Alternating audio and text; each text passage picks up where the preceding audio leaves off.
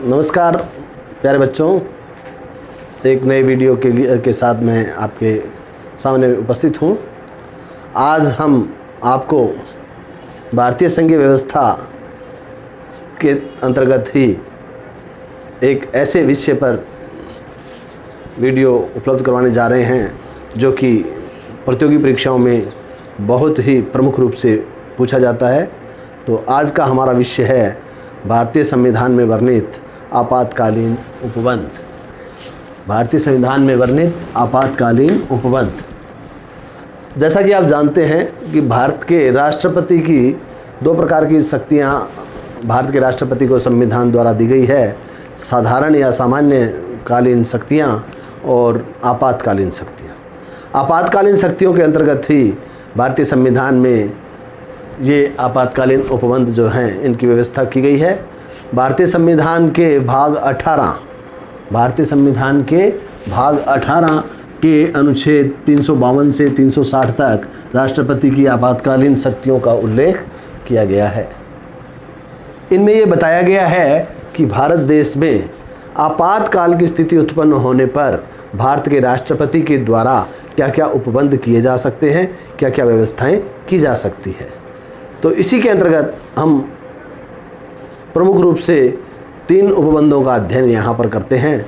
अनुच्छेद 352, अनुच्छेद 356 और अनुच्छेद 360। तो सर्वप्रथम हम बढ़ेंगे अनुच्छेद 352 की ओर। अनुच्छेद 352 क्या कहता है कि युद्ध या बाहरी आक्रमण या विद्रोह, सशस्त्र विद्रोह की स्थिति उत्पन्न होने पर राष्ट्रपति के द्वारा अनुच्छेद 352 के तहत संपूर्ण देश या देश के किसी एक भाग में राष्ट्रीय आपात की घोषणा की जा सकती है। इस अनुच्छेद से संबंधित अनुच्छेद 354, 358 व 359 जो भारतीय राष्ट्रीय आपात की व्यवस्थाओं का उल्लेख करते हैं। राष्ट्रीय आपातकाल क्या है, इसको परिभाषित करने के लिए या इसकी परिभाषा को जानने के लिए हमें संविधान के अनुच्छेद 366 के खंड 18 में जो बताया गया है कि संविधान के अनुच्छेद 352 खंड 1 में राष्ट्रीय आपात से संबंधित जो घोषणा जारी की गई है उसी से हम राष्ट्रीय आपात को परिभाषित कर सकते हैं। राष्ट्रीय आपात 3 प्रकार से माना गया है यहाँ पर। युद्ध या सशस्त्र विद्रोह या बाहरी आक्रमण की स्थिति उत्पन्न होने पर, राज्यों में संवैधानिक तंत्र की असफलता होने पर या देश में वित्तीय संकट उत्पन्न होने पर।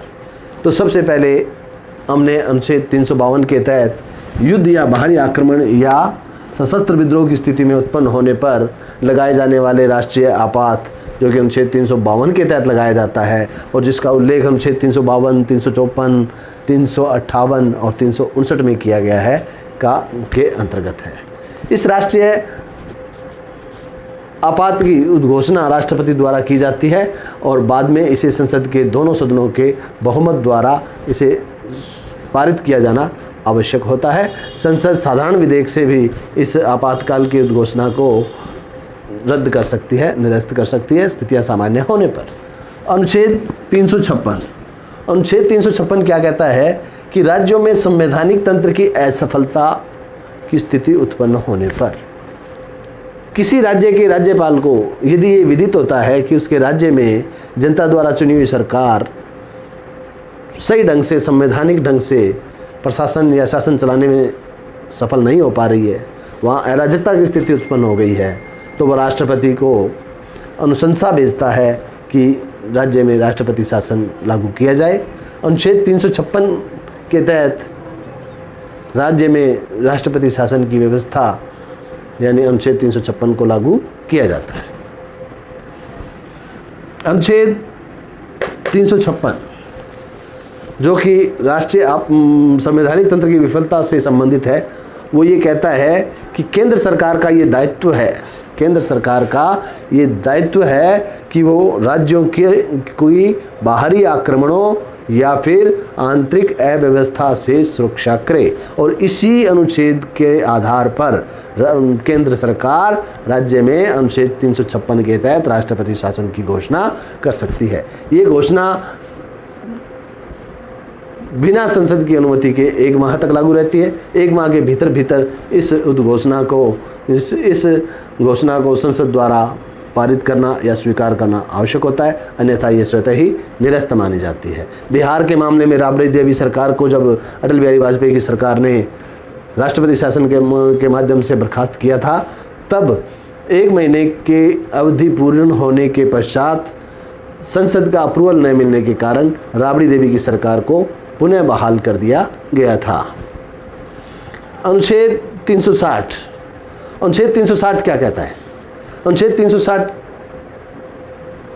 का वर्णन करने से पहले मैं बताना चाहूँगा कि भारतीय संविधान के आपातकालीन उपबंधों में सबसे ज़्यादा विवादास्पद अनुच्छेद 356 ही है।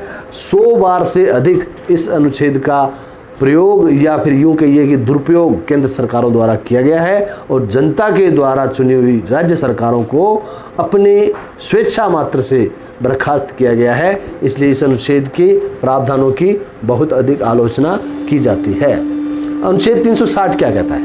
अनुच्छेद 360 कहता है कि यदि भारत के राष्ट्रपति को ये विदित होता है कि देश की वित्तीय स्थिति या देश के किसी राज्य की वित्तीय स्थिति इतनी ज़्यादा डामाडोल हो चुकी है कि वहाँ संवैधानिक व्यवस्थाओं के अंतर्गत शासन चलाना संभव नहीं है, तो राष्ट्रपति द्वारा पूरे भारत में या भारत के किसी भी राज्य में वित्तीय आपात की घोषणा की जा सकती है। वित्तीय आपात की घोषणा होने के पश्चात न्यायपालिका के न्यायाधीशों और भारत सरकार के अधिकारियों, कार्मिकों, राज्य सरकार के अधिकारियों, कार्मिकों के वेतन भत्तों आदि में कटौती की जा सकती है। इसके लिए पीड़ित कार्मिक किसी भी न्यायालय में नहीं जा सकते, क्योंकि वित्तीय आपात की घोषणा होने के कारण सरकार ऐसा कर सकती है।